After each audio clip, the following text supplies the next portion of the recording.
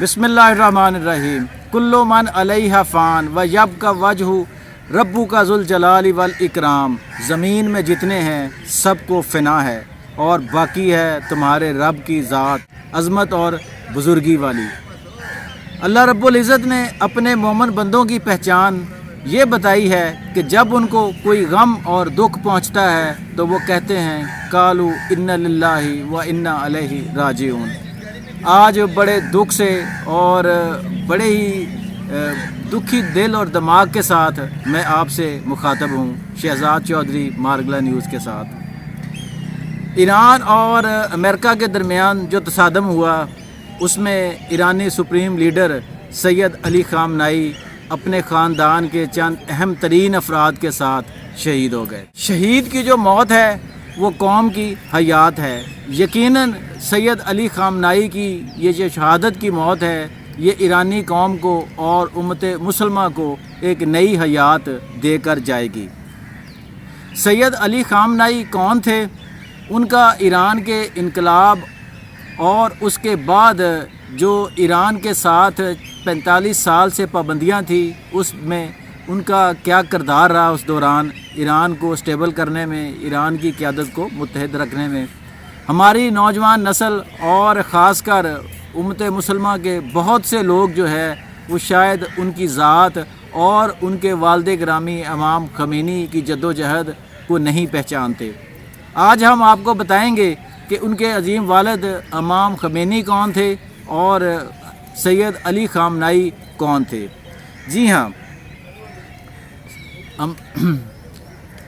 हाँ, सैयद अली ख़ामनेई 1999 में अपने अजीम वालिद इमाम ख़मीनी की वफ़ात के बाद ईरानी सुप्रीम लीडर के तौर पर चुने गए। वालिद बुज़ुर्गवार रहबर इनकलाब इमाम ख़मीनी के फ़लसफ़े ईरान में इस्लाम के गलबे और इस्तेमार को ललकारने के हवाले से हमेशा उनकी आवाज़ जो है वो हक़ पर मबनी रही, हमेशा कुफ़ार के दिलों को दहलाती रही। सरकार एक अजीम मकसद के लिए उन्होंने अपनी जान आफरीन के सुपुर्द कर दी। उनकी शहादत एक शहादत नहीं है, उनके साथ ईरानी सुप्रीम कमांडर जो थे, ईरानी बड़ी क़यादत, ख़ुद उनका बेटा, उनकी बहू, उनका नवासा भी शहीद हुए। नाज़रीन, आपको याद होगा कि चंद माह कबल रूस के सदर व्लादिमीर पुतिन ने उन्हें ऑफ़र की थी कि जब अमेरिका और इज़राइल मुसलसल उनको धमका रहे थे कि वो हर सूरत अली ख़ामनेई को रास्ते से हटाएंगे, तो उस वक़्त रूस ने उन्हें ऑफ़र की थी कि हम अपना जहाज़ भेजते हैं, आप ईरान छोड़कर रूस आ जाएं ताकि आपकी जान की हिफाजत हो सके। लेकिन उनका जवाब क्या था? उनका जवाब वही था जो आज से 1400 साल पहले दरियाए फ़रात के किनारे इमाम हुसैन सैयदुल अंबिया के नवासे का था कि हुसैनी जो है वो मैदान जंग से भागा नहीं करते। तो उसी सुन्नत पर अमल करते हुए इमाम शहीद हो गए, लेकिन उन्होंने ईरान छोड़ना गवारा नहीं किया। सैयद अली ख़ामनेई 1939 को ईरान के शहर मशहद में पैदा हुए। वहीं पर उनकी तालीम हुई और उन्होंने मशहद से आला दीनी तालीम हासिल की और फिर इनकलाब ईरान। आपको याद होगा, ख़ासकर जैसे मैंने शुरू में कहा, नौजवान नस्ल जो है हमारी वो नहीं जानती कि जब रज़ा शाह पहलवी का इक़्तिदार था ईरान पर, उस वक़्त रज़ा शाह पहलवी वो यूरोप से पढ़ा लिखा और यूरोपी रंग में रंगा हुआ था और उसी रंग में वो ईरान को रंग देना चाहता था, जिसमें वो काफ़ी हद तक कामयाब भी रहा और ईरान उस दौर में एक मिनी इनकलाब, उस दौर में ईरान एक मिनी यूरोप बन गया। वो तो अल्लाह का शुक्र है कि एक बंदा इमाम ख़मीनी की शक्ल में उठा जिसने उसके ख़िलाफ़ जद्दोजहद का आगाज़ किया। बहुत सी कुर्बानियाँ दी, शहादतें हुई, बहुत सी जानें गईं, बहुत सी इज़्ज़तें नीलाम हुई, लेकिन हक़ बहरहाल गालिब आकर रहता है।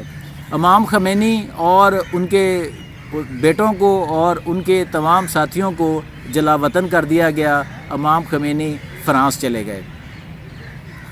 फिर जब 1979 में 1979 میں وہ واپس ایران آتے ہیں تو وہ رضا شاہ پہلوی جو امریکی پٹھو بن کر ایران پر قابض تھا، اسے بھاگنے کے لیے صرف ایک امریکی ہیلی کاپٹر مل سکا۔ آج بھی رضا شاہ پہلوی کی اولاد اور ان کا بیٹا امریکہ میں بیٹھا کسی نہ کسی طرح ایران میں رجیم چینج اور اقتدار کے خواب جو ہے وہ دیکھ رہا ہے۔ جب امام خمینی 1999 میں یعنی 1989 میں وفات پا گئے تو اس وقت سید علی خامنائی کو ایران کا سپریم لیڈر جو ہے وہ مقرر کیا گیا۔ سید علی خامنائی کو اپنے عظیم والد امام خمینی کا بھرپور اعتماد حاصل تھا۔ وہ ان چند ایک شاگردوں میں شامل تھے جنہیں بڑا لائق فائق شاگرد سمجھا جاتا تھا، اور جو امام کے فلسفے اور اسلامی تحریک کے بھرپور نفاذ کے لیے جد و جہد کرنے پر پورا یقین رکھتے تھے۔ اسی لیے انہیں ایران کا سپریم لیڈر جو ہے وہ منتخب کیا گیا۔ 1979 کے انقلاب کے بعد سید علی خامنائی نے بہت سی اہم پوسٹوں پر خدمات سر انجام دیں۔ وہ دفاعی امور کے ساتھ پاسداران انقلاب جو ایک خاص فورس ہے، جو ایران آرمی سے ہٹ کے فورس ہے، اس کے سربراہ رہے، اور اس دوران وہ وزیر دفاع بھی رہے۔ پھر وہ 1981 سے 1989 تک ایران کے صدر رہے۔ وہ تہران کے امام جمعہ بھی مقرر کیے گئے، جو ایک انتہائی اہم عہدہ گردانا جاتا ہے۔ پھر جب جون 1999 میں امام خمینی کا انتقال ہوا تو ایران کی خبرگان کونسل، جی ہاں، جسے اسمبلی آف ایکسپرٹ کہا جاتا ہے، انہوں نے علی خامنائی کو سپریم لیڈر منتخب کیا تھا۔ اگرچہ وہ آیت اللہ کے درجہ پر فائز نہیں تھے، لیکن امام خمینی کے اعتماد کی بدولت انہیں اس منصب کے لیے انتہائی مناسب جو ہے وہ قرار دیا گیا، اور انہوں نے اپنے خاندان اور خود کی جان دے کر ثابت کیا کہ 1999 میں کیا گیا فیصلہ جو تھا وہ غلط نہیں تھا۔ سید علی خامنائی شہید کا سیاسی اور مذہبی مقام جو ہے وہ بہت بلند و بالا تھا۔ ایران کے آئین کے مطابق فوج، عدلیہ اور خارجہ پالیسی جیسے اہم قومی امور جو تھے ان پر ان کا فیصلہ حتمی سمجھا جاتا تھا۔ وہ مغربی اثر و رسوخ کے انتہائی مخالف اور اسلامی بیداری اور مزاحمت کی جو معیشت تھی یا مزاحمت کی جو حقیقت تھی اس پر زور دیتے تھے ہمیشہ سے۔ 1981 میں ان پر ایک قاتلانہ حملہ ہوا تھا، جی ہاں، جس میں ان کا دایاں بازو جو ہے وہ مفلوج ہو گیا تھا، اور ایران میں انہیں زندہ شہید کا نام بھی دیا جاتا ہے۔ اپنی شہادت سے قبل، جی ہاں، انہیں پتہ تھا کہ یہ جو استعماری قوتیں ہیں، امریکہ ہے یا اسرائیل ہے، اور اس طرح دوسرے چند ایک اور ممالک جو میں یہاں پہ کچھ نیشنل سیکیورٹی ایشوز کی وجہ سے کسی ایک عرب ملک کا نام نہیں لینا چاہتا، جو اتنا بتا دینا چاہتا ہوں کہ اس کے تعلقات جو ہیں وہ اسرائیل کے ساتھ ہیں، وہ بھی اس سازش میں ایک طرح سے شریک ہے۔ جیسا کہ میں بیان کر رہا تھا کہ اپنی شہادت سے چند دن قبل انہوں نے ایک کمیٹی بنائی تھی اور 4 لوگوں کے نامزد کیے تھے، اور یہ کہا تھا کہ یہ کمیٹی جو ہے جس میں ایرانی صدر ہوں گے، اور اس میں ایرانی جو اعلیٰ عدلیہ کے سربراہ اور ایک اعلیٰ فقی جو اس وقت سب سے سینئر فقی ہوں گے ایران کے، وہ شامل ہوں گے۔ یہ 3 رکنی کمیٹی ان 4 لوگوں میں سے کسی ایک سپریم لیڈر کا انتخاب کریں گی۔ فوری خبر آئی ہے کہ عبوری دور کے لیے آیت اللہ علی رضا عرافی کو عارضی طور پر سپریم لیڈر جو ہے وہ منتخب کیا گیا ہے۔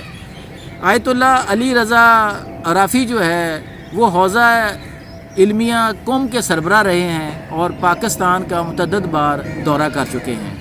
جی ہاں، ایک بات دوستو کہ دیکھیں آپ، اس میں جتنے بھی کلپنگز تہران کی سڑکوں پر احتجاج کے دکھائے جا رہے ہیں، یا وہاں پہ جو کچھ بھی ہو رہا ہے، سوگ کا اعلان ہوا ہے، لوگ تمام کے تمام ایرانی قوم اس وقت سڑکوں پر ہے، آپ ان کے چہروں پر غم دیکھ سکتے ہیں، آپ ان کی آنکھوں میں آنسو دیکھ سکتے ہیں، آپ ان کے چہروں پر رنج اور ملال دیکھ سکتے ہیں، لیکن آپ کو کہیں بھی ان کے چہروں پر خوف، ہراس یا کچھ اس طرح کی اور چیز نظر نہیں آئے گی۔ جی ہاں، الحمدللہ ایرانی قوم اپنے دفاع کے حق کے لیے ڈٹ کر کھڑی ہے۔ جس طرح وہ امام کی زندگی میں ڈٹ کر کھڑی تھی، اسی طرح امام علی کی شہادت کے بعد بھی ڈٹ کر کھڑی ہے۔